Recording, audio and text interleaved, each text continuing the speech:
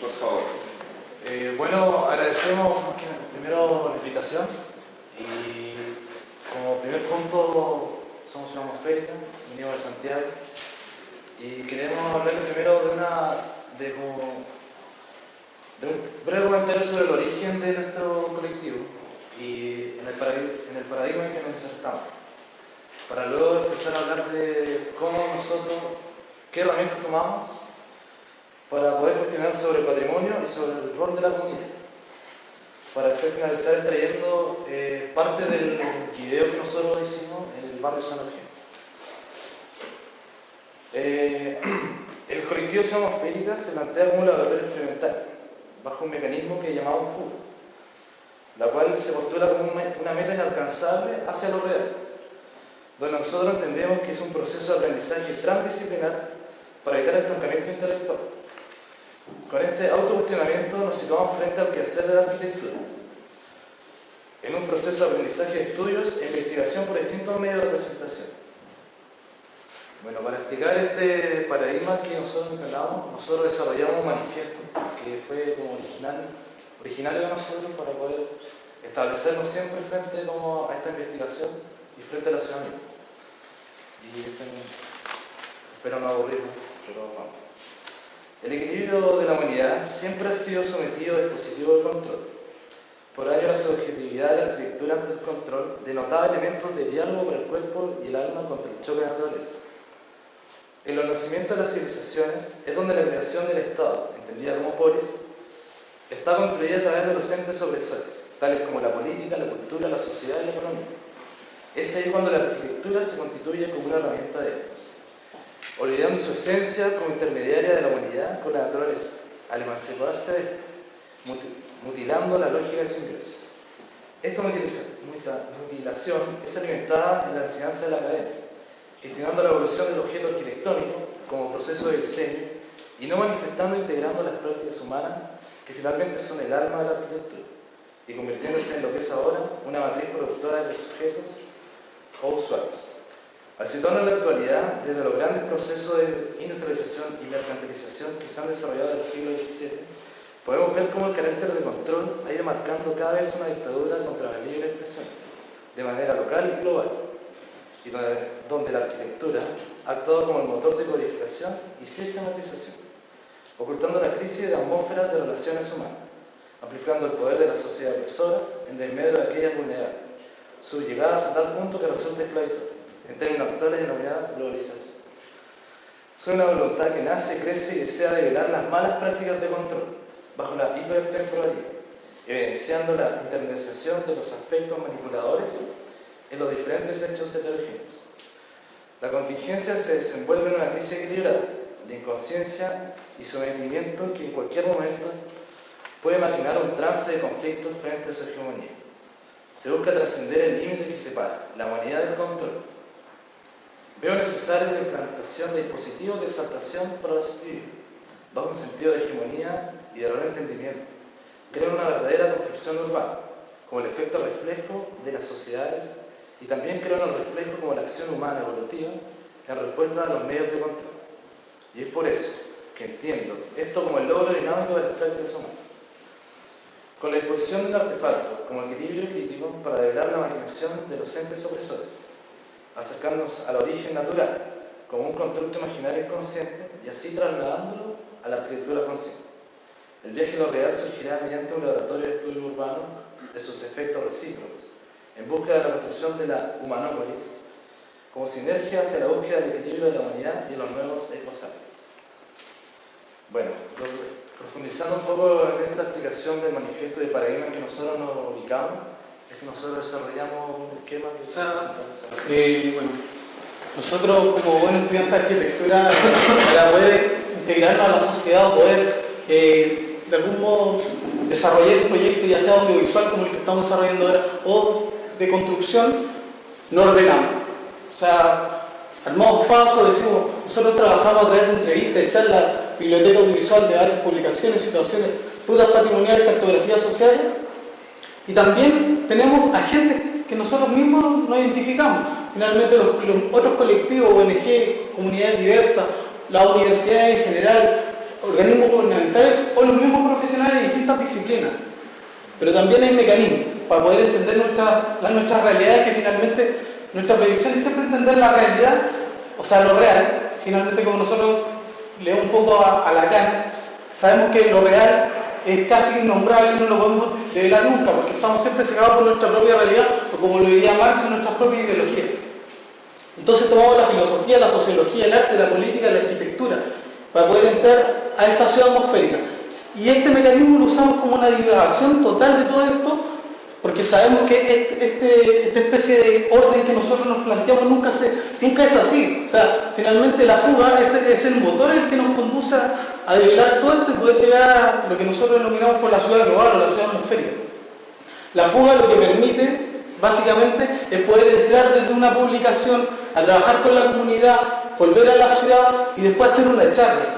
O sea, empezar a buscar distintos mecanismos para poder lograr lo que nosotros buscamos, lo que finalmente buscamos develar. Para esto nosotros hemos organizado, o sea, a través de una organización que se llama ONG Barrio San Eugenio, que finalmente les voy a explicar dónde se encuentra. Este trabajo y participación ciudadana, donde finalmente trabajamos con la comunidad, hacemos votaciones o de algún modo incentivamos a la gente para que conozca el barrio, porque particularmente en este barrio, lo que pasa es que es un barrio, si bien de los años 30, hoy en día es cuando se está tomando realmente el carácter de valor patrimonial que tiene.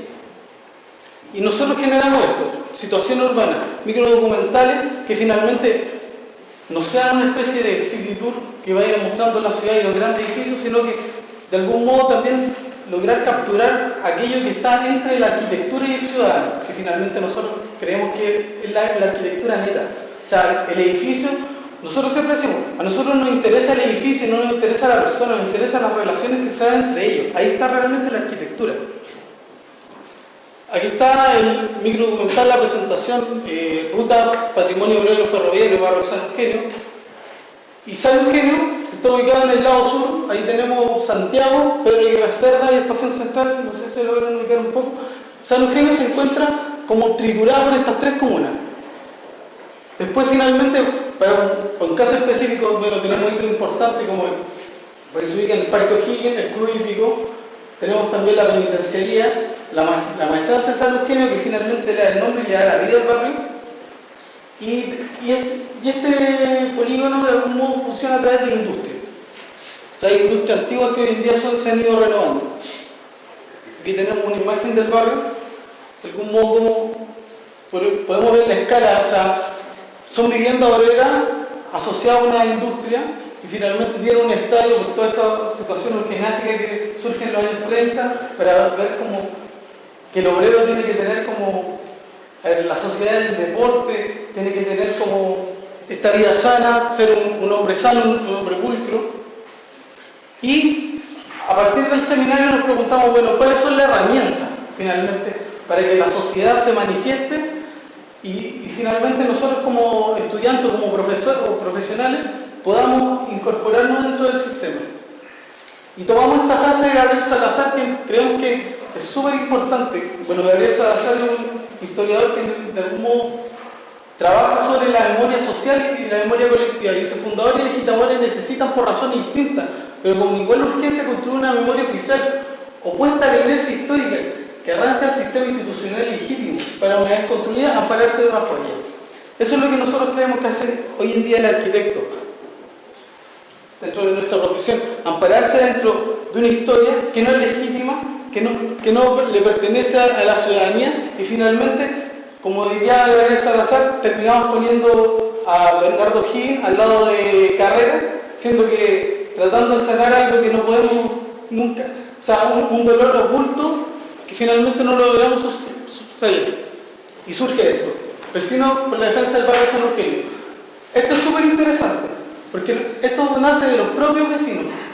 Y si en el momento cuando se generó esta ONG, el barrio no se encontraba en una amenaza real, hoy en día ya Yaron Machaza lo va a ocupar Chilevisión, o sea, es un impacto gigante para el barrio, porque ya se va a venir todo el clan bohemio hacia el propio barrio, donde vive gente todavía, donde la familia todavía se desarrolla, y aún muy importante, son los mismos hijos de los abuelos que construyeron el barrio. Esta ONG se funda a partir de los vecinos que se juntan dentro de una parroquia, la parroquia San Gerardo. Ellos hacen una radio barrial y hacen una revista semanal donde ellos muestran el barrio y la labor fundamentalmente de antes que surgiera la ONG era generar conciencia dentro de los propios habitantes cómo se desarrollaba o cuál era el valor del barrio finalmente. Y ellos generan luego esta ruta patrimonial que es la que nosotros retratamos. Se llama la ruta recorrida hitos fundamentales como era la Textil Machaza, la población Pedro Montt, que es la población de la fábrica, la Textil Machaza asociada a ella, está la población Arauco, que es una vivienda súper interesante, los colectivos San Eugenio, que es un proyecto de vivienda colectiva, que en el fondo tenía las viviendas y arriba estaba la lavandería para poder desarrollar esta vida comunitaria. De hecho, un vecino, es súper interesante lo que pasa después porque bueno, voy a mostrar un poco el trailer de lo que nosotros desarrollamos. No sé si queda aquí.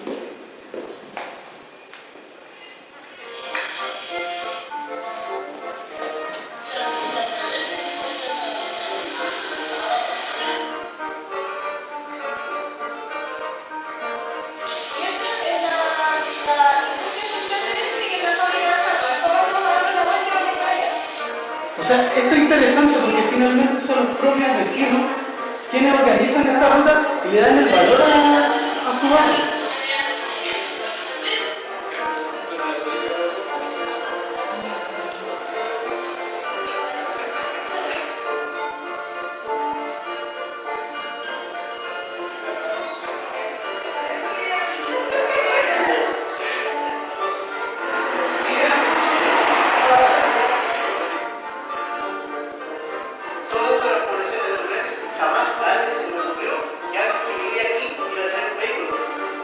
Eso es súper importante. Cómo la población obrera hoy en día del barrio San Eugenio se centra en un país globalizado, donde ahora todos tenemos una moto, todos tenemos un montón de electrodomésticos dentro, y antiguamente ni siquiera tenían un puro enchufe.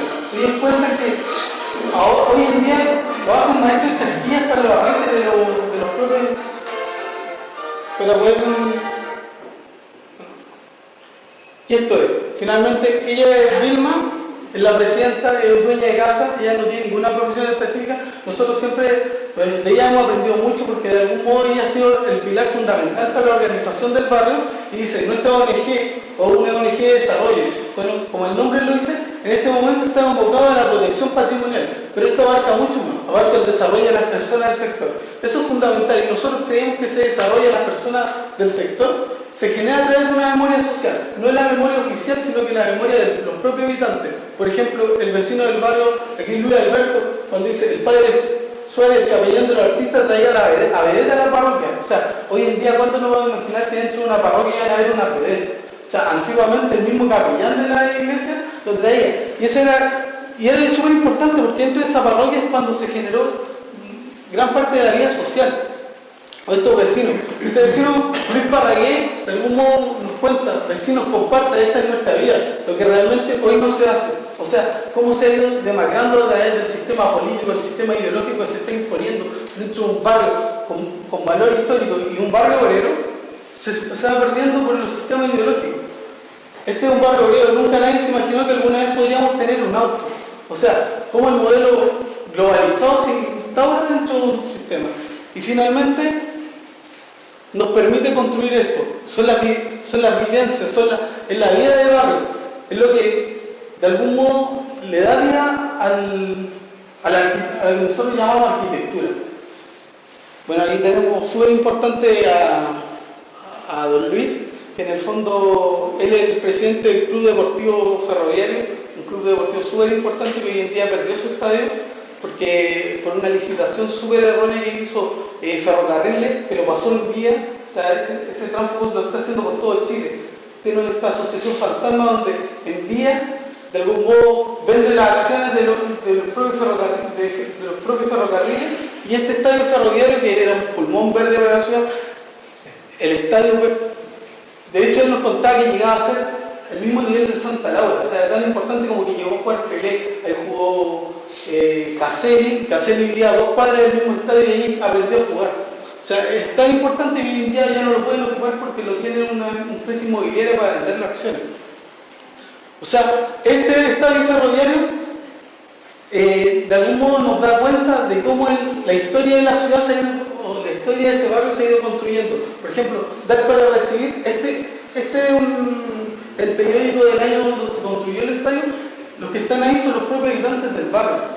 O sea, eso es lo que hoy en día se trata de replicar en el barrio. Las acciones individuales de los seres humanos agrupadas en sociedad para poder defender y proteger el entorno donde viven.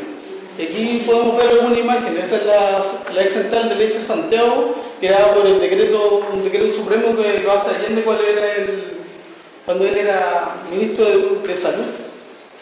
La parroquia San Gerardo es el punto de encuentro de la comunidad donde se generó la radio barrial, donde tiene un alcance de 5 o 6 cuadras, o sea, pero es fijo que los días de lunes a jueves está de las 8 a las 10 de la noche funcionando y la gente del barrio lo escucha tango, hablan de las vivencias del mismo lugar y también cuentan su anécdota y sus problemas.